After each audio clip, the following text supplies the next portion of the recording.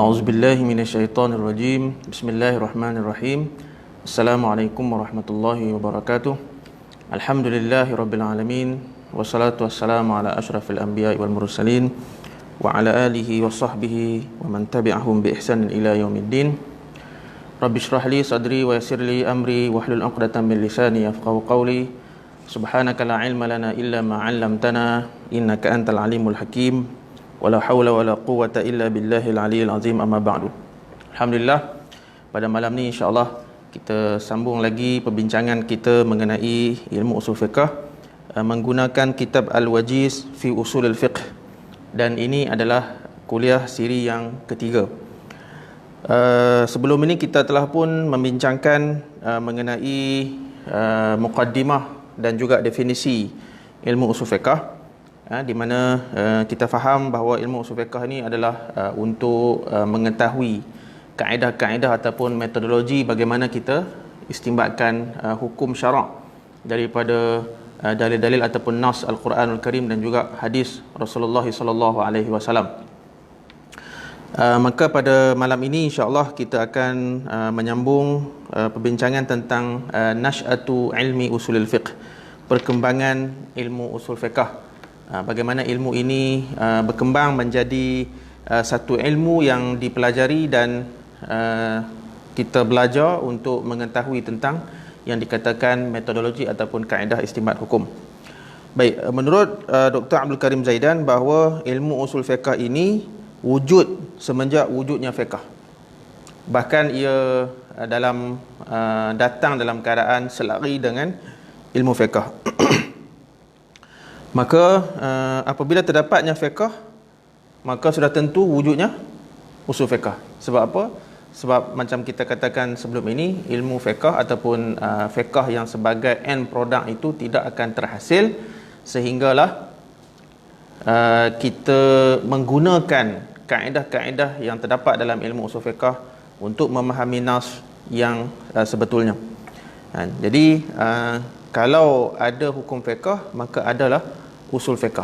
Sebab kita menggunakan kaedah usul fiqh tu, ia sebagai satu mekanisme ataupun manhaj dan juga prinsip serta kaedah untuk mengistinbatkan hukum. Baik. Kalau menurut pandangan Dr. Abdul Karim Zaidan, fiqh ini sudah tentu dia lebih mendahului ilmu usul dari segi pembukuan ilmu usul, pembukuan ilmu. Okey. Walaupun ia datang sekali, maksudnya dari segi pembuatan hukum ataupun pembinaan dan juga pembangunan hukum, dia akan selari dengan ilmu usul fiqh. Tapi ilmu fiqh ini mendapat tempat terlebih dahulu dari segi pembukuan ilmu ini. Okey. Jadi ilmu fiqh dibukukan terlebih dahulu, okey, dibincangkan, disusun dan dibab-babkan dan sebagainya sebelum ataupun lebih dahulu daripada ilmu usul fiqh. Baik.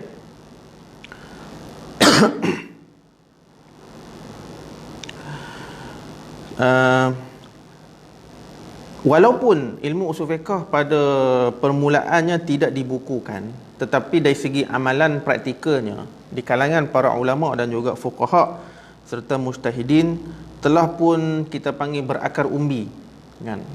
Sebab apa? Sebagai contoh, kan, kita ambil seorang sahabat Rasulullah sallallahu alaihi wasallam yang bernama Abdullah bin Mas'ud. Dan di mana Abdullah bin Mas'ud ni terkenal sebagai seorang sahabat yang faqih.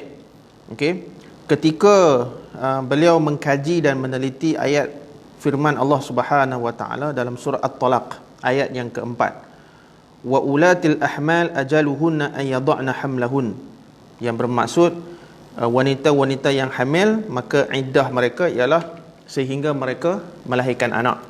Surah At-Talaq ayat yang keempat. Baik. Abdullah bin Mas'ud beristidlalkan bahawa surah At-Talaq, ayat yang keempat dalam surah At-Talaq ini turun selepas daripada surah Al-Baqarah. Dan yang mana Allah Subhanahu wa taala berfirman, walladzina yatawaffawna minkum wa yadharuna azwajan yatarabbasna bi anfusihinna arba'ata ashhurin wa 'ashra. Dan wanita ataupun isteri yang kematian suami, maka perlulah menunggu 4 bulan 10 hari sebagai iddah mereka, kan. Surah Al-Baqarah ayat 234. Okey. Jadi Abdullah bin Mas'ud menganggap bahawa dan dia telah membina ataupun membangunkan satu kaedah usul bagi pandangan Abdullah bin Mas'ud ni, bahawa an-nas al-lahiq, iaitu nas ataupun dalil yang datang kemudian, okey, menasahkan nas yang terdahulu. Ataupun bagi setengah ulama mengatakan bahawa nas ataupun dalil dalam surah At-Talaq ini mentakhsiskan ayat umum surah Al-Baqarah ayat 234 yang berkaitan dengan iddah wanita yang kematian suami. Sebab kalau kita melihat dalam surah Al-Baqarah ayat 234 ini, Allah mengatakan bahawa mana-mana wanita yang kematian suami, okey, maka iddahnya ialah 4 bulan 10 hari. Baik. Tapi dalam surah At-Talaq ayat 4 pula Allah mengatakan wanita yang hamil kalau kematian suami, maka hendaklah beriddah sehinggalah dia melahirkan anak. Jadi seolah-olah macam ada ta'arud di antara dua ayat ni, tapi sebenarnya bukan ta'arud.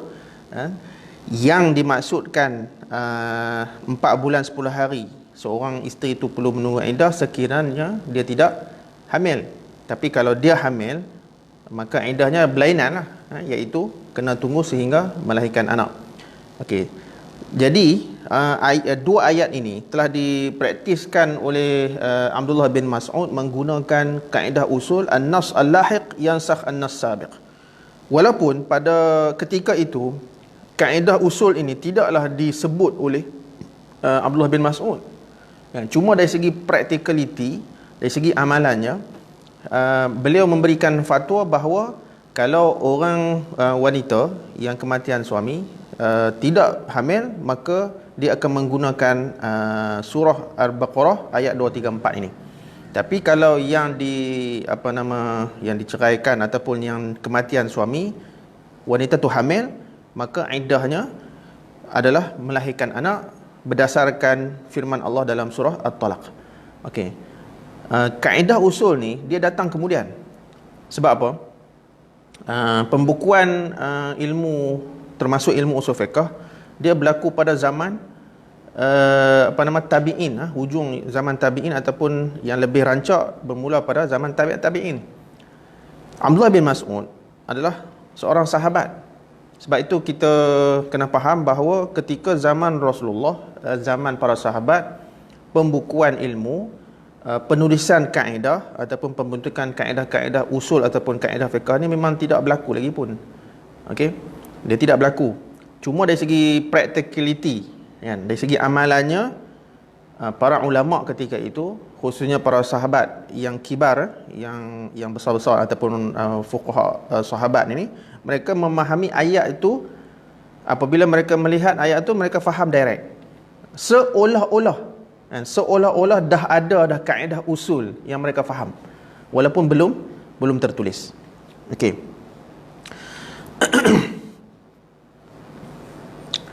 Begitu juga nisbah kepada ilmu-ilmu lain. Kalau contoh kita lihat ilmu nahwu saraf. Okey. Ketika pada zaman sahabat pun ilmu nahwu saraf belum dibukukan lagi. Tetapi para fuqaha, para sahabat yang ada pada zaman Rasulullah sallallahu alaihi wasallam, apabila bercakap, apabila menulis, bahasanya kalau fa'il marfu'.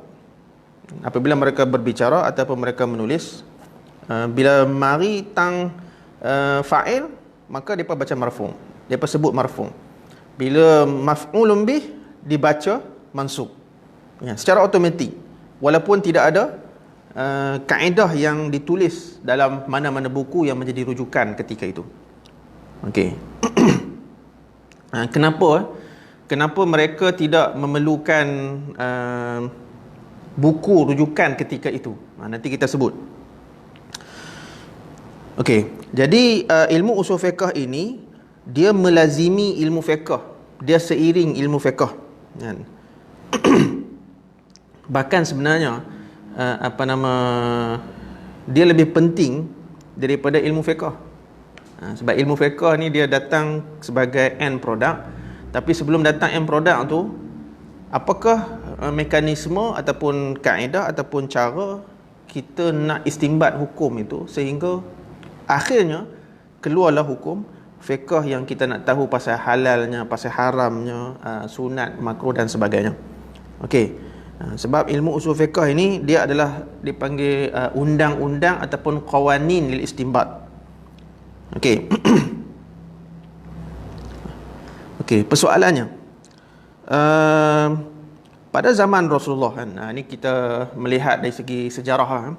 Pada zaman Rasulullah, apabila turunnya wahyu, contoh macam wa aqimus salah wa atuz zakah, Rasulullah sallallahu alaihi wasallam dan para sahabat ketika itu memahami kandungan dan isi kepada nas ataupun dalil tersebut tanpa perlu kepada apa-apa rujukan, apa-apa kaedah yang tertulis.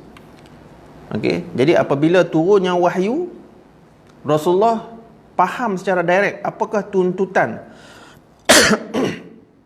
maksud dalil tersebut. Kan? Kenapa? Sebab wahyu turun dalam bahasa Arab. Rasulullah, para sahabat juga adalah berbangsa Arab.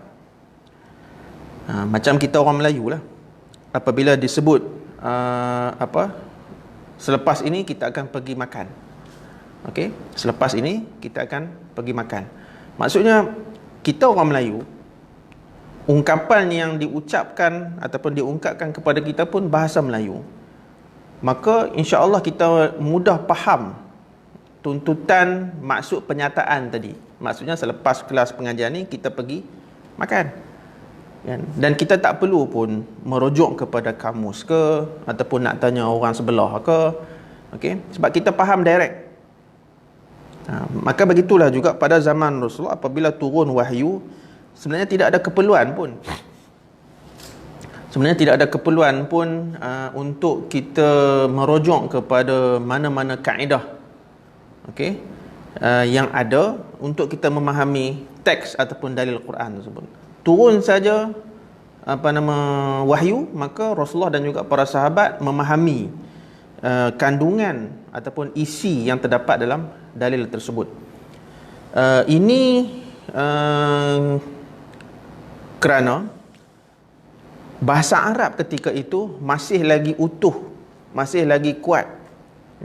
Sebab kita kena faham sebelum zaman Islam, maksudnya zaman jahiliah lah kan. Walaupun mereka digelarkan sebagai zaman jahiliah, tetapi dari segi penguasaan bahasa Arab, mereka terkenal, maksudnya bangsa Quraisy terkenal dengan penguasaan bahasa Arab yang cukup tinggi. Sebab itu kalau kita melihat zaman jahiliah ini, syair-syair Arab menjadi bualan mereka, menjadi mainan mereka, menjadi teman mereka, dan mereka berlumba-lumba untuk mengeluarkan syair-syair. Maksudnya mereka compete antara satu sama lain untuk mengeluarkan syair-syair. Jadi ketika itu penguasaan bahasa memang cukup tinggi. Dan tidak menghairankanlah apabila turunnya wahyu pada zaman Rasulullah kepada baginda Rasulullah dan juga para sahabat yang lain memahami nas tersebut dengan cara direct. Sebab wahyu dalam bahasa Arab, mereka bahasa Arab, mereka berbangsa Arab, kemudian penguasaan bahasa Arab ketika itu cukup tinggi, maka itu memudahkan mereka untuk memahami nas Al-Quranul Karim tanpa perlu pun kepada kaedah ke, metod ke, mekanisme untuk cuba membantu mereka memahami nas tersebut. Okey. Sebab tu menurut Dr. Abdul Karim kan, sebenarnya tidak ada keperluan pun. Tidak ada keperluan pun untuk sahabat dan juga Rasulullah merujuk kepada mana-mana kaedah. Baik. Apatah lagi ketika itu Rasulullah sallallahu alaihi wasallam adalah rujukan dalam mengetahui hukum dan juga fatwa. Okey. Baik. Jadi apabila Rasulullah sallallahu alaihi wasallam menjadi rujukan hukum dan fatwa, maka tidak perlulah kepada ijtihad. Ya, sebab mereka boleh bertanyakan Rasulullah direct. Ya. Yang berlaku ijtihad khususnya apabila para sahabat berjauhan dengan Nabi. Kalau mereka berada bersama Nabi, mereka tak perlu ijtihad pun. Sebab apa? Sebab mereka boleh tanya direct kepada Rasulullah sallallahu alaihi wasallam. Dan Rasulullah apabila diajukan soalan, akan menunggu wahyu ataupun Allah Subhanahu wa taala akan mengilhamkan kepada Rasulullah wahyu hadis untuk diajar ataupun untuk disampaikan kepada para sahabat dan umat Islam ketika itu. Okey, jadi apabila Rasulullah wujud dan para sahabat berada berhampiran dengan Rasulullah, maka Rasulullah lah sebagai sumber rujukan hukum. Maka tidak berlaku ijtihad. Ijtihad hanya berlaku apabila mereka berjauhan dengan Rasulullah. Contohnya, apabila Rasulullah sallallahu alaihi wasallam menghantar mereka, kita panggil sebagai utusan ataupun sebagai qadhi ataupun sebagai mufti di mana-mana tempat yang luar daripada Madinah. Okey, ataupun Rasulullah menghantar mereka atas apa-apa urusan tertentu. Jadi apabila mereka berjauhan dengan Rasulullah dan berlaku satu-satu masalah yang melibatkan hukum hakam, okay, ketika itu tidak ada alat komunikasi, tak ada WhatsApp kan, tak ada WeChat dan sebagainya. Koklah mereka boleh telefon Rasulullah, WhatsApp Rasulullah kan? Tak ada. Jadi ketika itu apa yang mereka perlu buat ialah kena ijtihad lah. Sebab Rasulullah tidak ada berhampiran mereka, tidak ada bersama mereka. Hukum ataupun masalah berlaku dan perlu kepada hukum. Maka bila mereka berjauhan, berlaku masalah, maka barulah mereka cuba berijtihad. Jadi maknanya kalau ijtihad tu dipendekkan cerita, apabila mereka pulang semula ke Madinah, kalau ijtihad mereka betul, maka Rasulullah sallallahu alaihi wasallam akan memperakukan ijtihad itu. Kalau ijtihad itu salah, maka Rasulullah akan membetulkan ataupun menegur dan mengajar apa yang sepatutnya dilakukan. Ini contoh-contoh banyaklah nanti kita sebut bila sampai ni. Ini sebagai kita panggil cerita perkembangan ilmu usul fiqh yang bermula dengan aplikasi, practicality terus, sehinggalah bergerak ke zaman sahabat dan seterusnya. Nanti kita sebut satu persatu. Okey, jadi pada zaman Rasulullah sallallahu alaihi wasallam, apabila turunnya wahyu, apabila datangnya hadis, okey, umat Islam dia faham direct. Sebab apa? Yang tadi kita katakan, wahyu dalil dalam bahasa Arab dan mereka berbangsa Arab, penguasaan bahasa ketika itu masih lagi kuat, masih lagi tinggi. Jadi automatik mereka faham. Walaupun pada minggu lepas kita sebutkan contoh macam dalil-dalil yang melibatkan fi'il amar, fi'il nahi, kan, yang ada berpuluh-puluh makna, berpuluh-puluh maksud untuk fi'il amar. Tapi apabila berlaku ataupun turunnya wahyu, mereka boleh faham ini fi'il amar yang maksud wajib, ini fi'il amar yang maksud harus, ini fi'il amar yang bermaksud sunat dan sebagainya. Baik. Dan rujukan hukum pada hayat Rasulullah SAW adalah Al-Quranul Karim, nas Al-Quran, dan juga hadis Rasulullah SAW. Baik.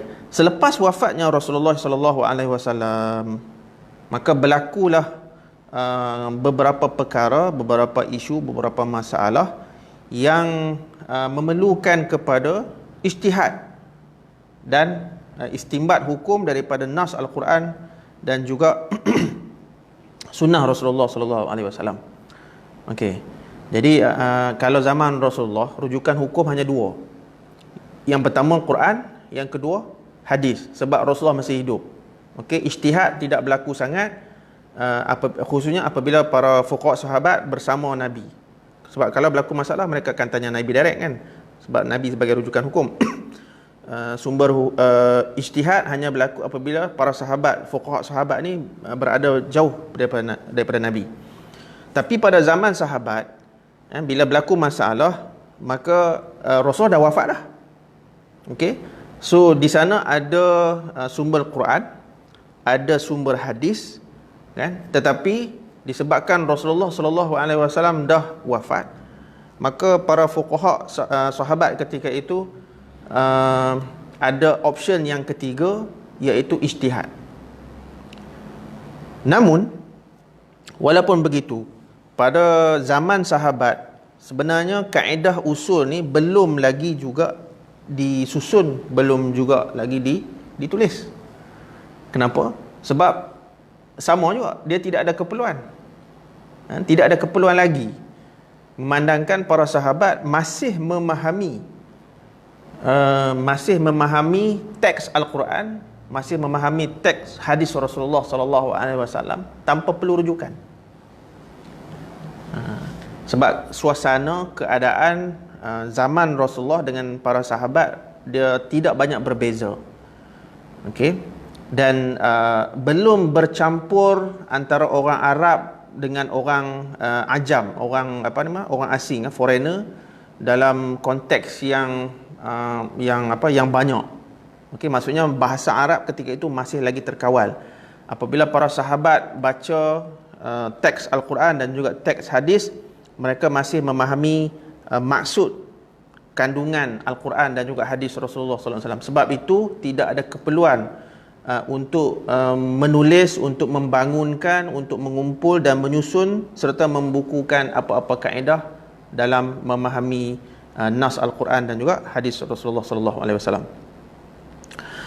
Okey. Mereka masih memahami kaedah bahasa Arab, uslub-uslub bahasa Arab, dan juga semantik kepada lafaz-lafaz ataupun perkataan-perkataan dan juga ibarat-ibarat yang ada dalam Al-Quranul Karim dan juga hadis Rasulullah sallallahu alaihi wasallam. Di samping mereka masih menguasai maqasid syariah, hasil daripada mereka hidup bersama Rasulullah sallallahu alaihi wasallam kan, masa ketika Rasulullah wafatlah. Walaupun Rasulullah dah wafat, tapi dari segi practicality itu masih berterusan, tidak ada masalah sangat.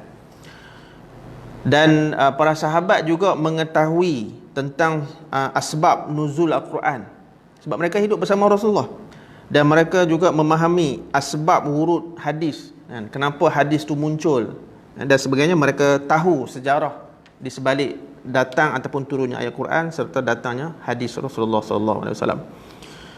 Maka metodologi para sahabat dalam istinbat hukum, kan, apabila berlaku satu-satu masalah, maka mereka akan merujuk kepada kitab Allah, yakni Al-Quranul Karim.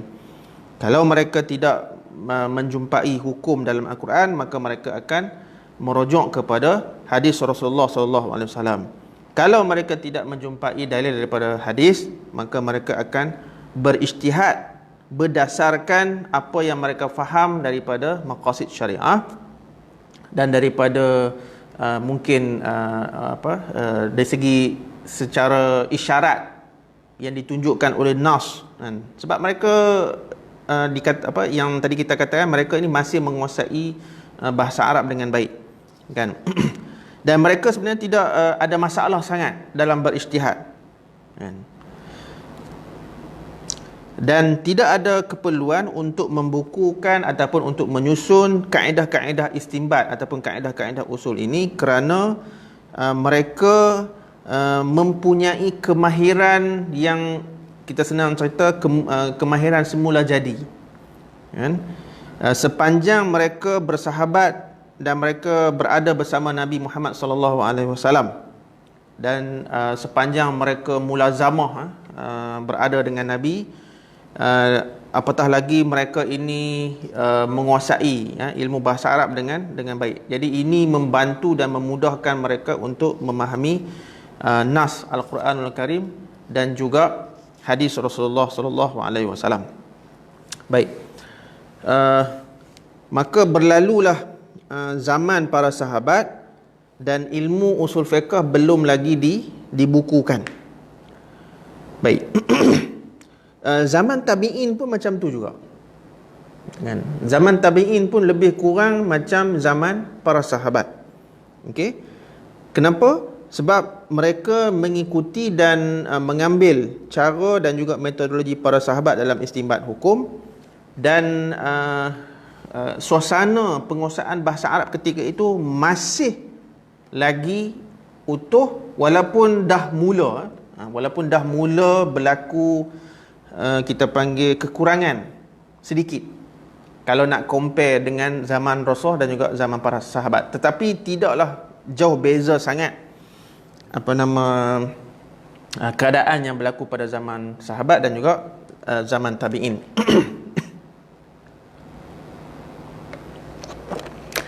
Dan pada zaman tabi'in juga tidak ada keperluan untuk membukukan dan juga menulis ilmu usul fiqh ini. Maksudnya apabila mereka rujuk Al-Quran, mereka rujuk hadis, mereka boleh faham lagi maksud dengan tuntutan nas tersebut tanpa perlu kepada merujuk kepada mana-mana kaedah. Kenapa? Sebab para tabi'in ini adalah anak murid kepada para sahabat, dan para sahabat adalah anak murid kepada Rasulullah sallallahu alaihi wasallam.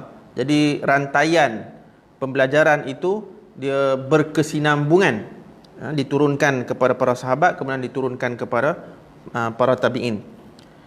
Jadi zaman tabi'in ni boleh dikatakan hampir sama, walaupun tadi kita katakan dah bermula sikit-sikit je, tapi sikit-sikit yang kekurangan tu tidak menjejaskan cara dan juga bagaimana para ulama tabi'in memahami nas Al-Quran Al-Karim dan juga fatwa-fatwa para sahabat. Dan ketika zaman tabi'in, sumber hukum ketika itu ialah Al-Quranul Karim, ataupun hadis, ataupun fatwa para sahabat Rasulullah sallallahu alaihi wasallam. Baik. Okay, so kita dah tengok zaman Rasulullah macam mana, zaman sahabat pun macam mana, zaman tabi'in macam mana dari segi practicality ilmu usul fiqh tu. Zaman Rasulullah, zaman sahabat, zaman tabi'in, belum dibukukan lagi ilmu usul fiqh, belum disusun lagi, belum ditulis lagi ilmu usul fiqh. Jadi macam mana Rasulullah, ulama sahabat, ulama tabi'in memahami nas dengan cara praktikal terus. Kenapa praktikal terus tanpa perlu kaedah? Sebab nas dalam bahasa Arab, mereka berbangsa Arab, dan penguasaan bahasa Arab masih utuh, masih kuat, masih tinggi. Jadi tidak ada keperluan nak rujuk kamus ke, nak rujuk ulama lain ke, dan sebagainya. Sehinggalah berpindah kepada zaman tabi'in. Okey, walaupun sebenarnya pembukaan kota-kota baru dah bermula explore-nya pada zaman Rasulullah lagi. Kemudian pada zaman sahabat dah mula terbuka sikit. Zaman tabi'in dah mula terbuka lagi. Tapi yang kemuncaknya apabila datangnya zaman tabi'in, terbukanya ataupun berluasnya pembukaan kota-kota baru. Maksudnya luas pembukaan kota baru ni bukan maksudnya tentera Islam pergi jajah, tetapi ulama Islam mula explore tempat baru dan mereka menetap di situ, dan juga hidup di situ, kahwin dengan orang di sana dan sebagainya, menyebabkan bahasa Arab yang dimiliki oleh orang Arab ketika itu dah mula sedikit demi sedikit terhakis. bila berlaku pembukaan kota baru, ada masalah-masalah baru yang berlaku, okey, dan mereka bercampur antara orang Arab dengan orang Ajam. Orang Ajam ni maksudnya selain daripada Arab, kan, orang Parsi, orang Rom dan sebagainya, menyebabkan lisanul Arabi, kan, al-lisanul Arabi yang dimiliki kemahiran berbahasa Arab di zaman tabi'in itu semakin menurun. Apabila semakin menurun, kemampuan untuk memahami teks Al-Quran dengan hadis ni pun mula menurun. Macam kita lah. Okay? Kalau zaman dulu kita tengok pantun kita. Pantun kita ni, sama ada pantun 2 kerat ke, pantun 4 kerat ke, yang tengah dengan yang belakang tu dia sama. Contoh macam buah cempedak di luar pagar, ambil galah tolong jolokkan, saya budak baru belajar, kalau salah tolong tunjukkan. Maksudnya kalau kita perhatikan pantun ni, pantun dulu-dulu kan, dia punya tengah dengan saya buah cempedak, dia sama dengan saya budak di luar pagar, kan, dengan saya belajar, saya budak baru belajar. Jadi yang tengah pun sama, yang belakang pun sama. Itu keistimewaan dan kehebatan pantun lama-lama lah, pantun klasik. Tapi pantun lah ni, kita bila buat pantun jarang sangat dah kita ambil kira yang tengah tu. Kita ambil yang belakang je. Kalau A je belakang kan, kalau N lah belakang, tanpa kita mengambil kira ataupun tanpa kita berkemahiran untuk buat pantun, tengah dengan belakang tu sama macam pantun dulu-dulu. Kemudian kenapa kita perlukan Dewan Bahasa Pustaka? Kenapa? Sebab bahasa Melayu kita makin lama makin lemah. Kita nak guna nak buat ayat kan, nak buat ayat menggunakan dari ke daripada, pun kita dah agak confused. Kejap kita guna dari, kejap kita guna daripada dan sebagainya. Jadi Dewan Bahasa Pustaka, satu badan yang kita panggil yang menjaga dan juga membuat kaedah bahasa Melayu ni, menyusun kaedah-kaedah tertentu untuk membantu kita menggunakan bahasa Melayu yang betul. So kenapa kita perlu rujukan, kenapa kita perlu kaedah, kenapa kita perlu kamus, kenapa kita perlu tata bahasa, grammar? Sebab bahasa kita makin lama makin lemah. Antara faktor yang melemahkan bahasa, tak kiralah bahasa apa sekalipun, ialah apabila kita mencampur adukkan bahasa asal kita dengan bahasa asing. Kalau kita bercakap bahasa Melayu, kita campur aduk dengan bahasa Inggeris contohnya. Jom kita breakfast, nanti kejap lagi kita lunch ya. Okey, maksudnya kita dah campur aduk bahasa Melayu dengan bahasa Inggeris, sehingga kan keaslian bahasa tu dah tak ada. Okey. Dan bila begitu, lama kelamaan boleh membolehkan kita lemah dari segi memahami maksud sesuatu ungkapan ataupun sesuatu ucapan. Maka inilah yang berlaku ketika zaman tabi'in. Apabila berlaku pembukaan kota-kota baru, ya, maksudnya umat Islam pergi berhijrah keluar daripada Madinah, pergi ke Basrah, pergi ke Kufah, pergi ke Iraq, pergi ke Yaman dan sebagainya, khususnya yang sebelah-sebelah Iraq, Parsi ataupun Iran ni lah, kan? Dan mereka hidup bersama, berkahwin, hidup, bergaul dengan orang-orang yang selain daripada Arab, menyebabkan bahasa Arab ketika itu makin lama makin lemah. Dan apabila makin lama makin lemah, kemampuan untuk memahami nas Al-Quranul Karim dan juga hadis Rasulullah pun kadang-kadang jadi confuse. Hak yang wajib disangkakan sunat, yang sunat disangkakan harus, yang makruh dikatakan haram. Jadi menyebabkan ketika itu ada keperluan, para ulama yang ada pada zaman tabi'in merasakan sudah sampai masa untuk kita susun satu kaedah, kita tulis buku berkenaan dengan tata bahasa. Kalau ilmu nahwu tata bahasa lah. kalau dalam yang berkaitan dengan fiqh ni telah wujud keperluan untuk mengadakan tata cara bagaimana istinbat hukum daripada Al-Quranul Karim. Maka ketika itulah para ulama kita mengkaji, meneliti satu persatu nas Al-Quran, bukan baca, sekadar baca begitu, tapi mereka membuat kajian yang mendalam, dan hasil daripada itu mereka telah menyusun beberapa kaedah untuk membantu para fuqaha dalam istinbat hukum ataupun menentukan hukum baru yang berlaku pada zaman tersebut.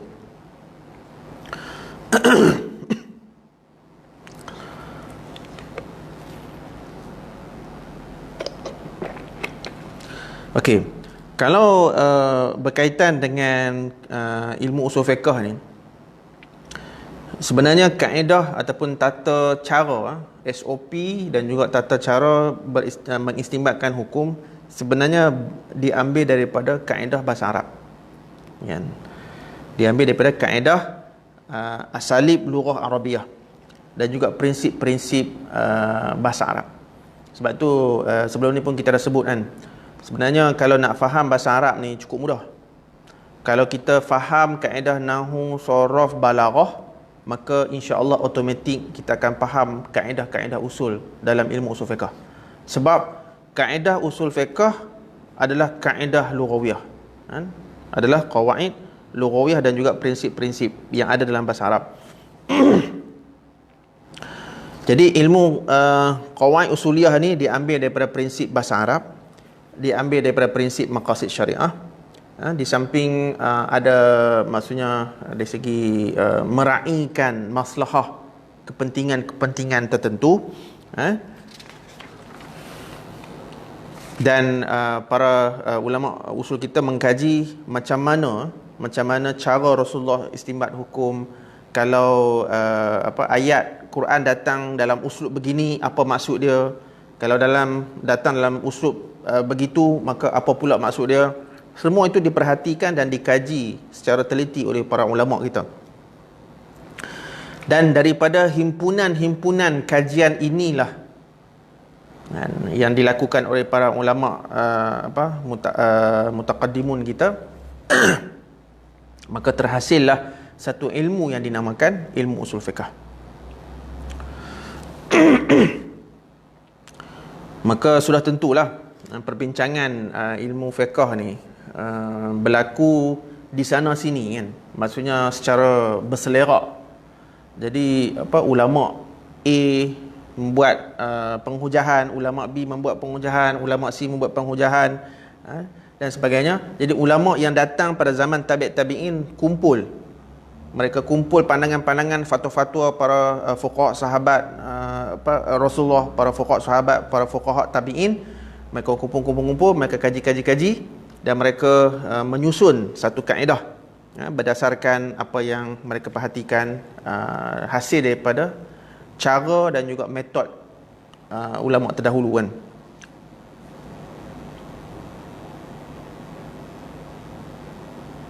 Baik. Dari segi sejarah kan, tentang siapakah yang mula-mula menulis ilmu usul fiqh, memang terdapat khilaf. Ada yang kata, ada pandangan yang mengatakan bahawa Abu Yusuf, iaitu anak murid kepada Imam Abu Hanifah, yang mula-mula sekali menulis ilmu usul fiqh. Ini ada satu pandangan. Tetapi pandangan yang masyhur adalah orang pertama yang menyusun ilmu usul fiqh dan ulama yang pertama menulis dan menyusun serta membukukan ilmu usul fiqh sebagai satu ilmu yang tersendiri ialah Imam Asy-Syafi'i, Imam Muhammad bin Idris Asy-Syafi'i, iaitu pengasas kepada mazhab Syafi'i kita. Di mana Imam Asy-Syafi'i menulis kitab yang dinamakan ataupun yang famous dengan nama Ar-Risalah. Okey, di mana dalam kitab ini Imam Asy-Syafi'i rahimahullah membicarakan tentang Al-Quran sebagai hujah ataupun sebagai sumber hukum Dan Imam Syafi'i juga menjelaskan bagaimana Al-Quran menjelaskan hukum. Dan juga Imam Syafi'i menjelaskan bagaimana kedudukan sunnah pada sisi Al-Quranul Karim, kan? Sebab kebanyakan hukum hakam ni sebenarnya sunnah yang explain ataupun yang jelaskan tentang kandungan Al-Quranul Karim, dengan lebih detail, dengan lebih terperinci. Sebab Al-Quran ni datang sebagai prinsip-prinsip umum, kebanyakannya. Sunnah lah yang memperincikan maksud kepada Al-Quranul Karim ini. Imam Syafi'i juga dalam kitab Ar-Risalah ini membicarakan tentang maksud ijma', tentang maksud qiyas, tentang maksud nasikh wal mansukh terhadap nas Al-Quran dan juga hadis. Dan juga Imam Syafi'i membicarakan dalam kitab Ar-Risalah beliau tentang maksud fi'il amar dan juga fi'il nahi, al-amru wan nahyu. Dan juga Imam Syafi'i menyentuh mengenai penghujahan menggunakan khabar ahad, hadis ahad, dan lain-lain lagi lah. Banyak lagi perbahasan ilmu usul fiqh yang dibicarakan ataupun yang dibincangkan oleh Imam Asy-Syafi'i dalam kitabnya Ar-Risalah. Dan cara penyusunan Imam Syafi'i dalam kitab Ar-Risalah ini memang mendalam, detail. Dan Imam Syafi'i juga mendatangkan dalil kehujahan ataupun backup dengan dalil lah apa yang Imam Syafi'i sebut. Contoh satu-satu kaedah, Imam Syafi'i akan bagi contoh menggunakan Al-Quran dan juga hadis Rasulullah sallallahu alaihi wasallam. Dan dalam kitab ini juga Imam Syafi'i rahimahullah mendiskusi pandangan-pandangan para ulama, sama ada yang menyokong ataupun yang khilaf ataupun yang berlawanan dengan pandangan beliau, dengan cara yang ilmiah lah. Okey. Dan kita panggil kitab Ar-Risalah ni sebagai rujukan pertama dalam ilmu usul fiqh berkenaan dengan kaedah istinbat hukum. Dan selepas Imam Syafi'i menulis buku usul fiqh dia, Ar-Risalah ni, datang pula Imam Ahmad bin Hanbal yang merupakan anak murid kepada Imam Asy-Syafi'i, menulis juga beberapa kitab dalam ilmu usul fiqh. Contohnya kitab Ta'atul Rasul sallallahu alaihi wasallam. Dan juga Imam Ahmad bin Hanbal pernah menulis kitab berkenaan dengan konsep nasakh mansukh, kan?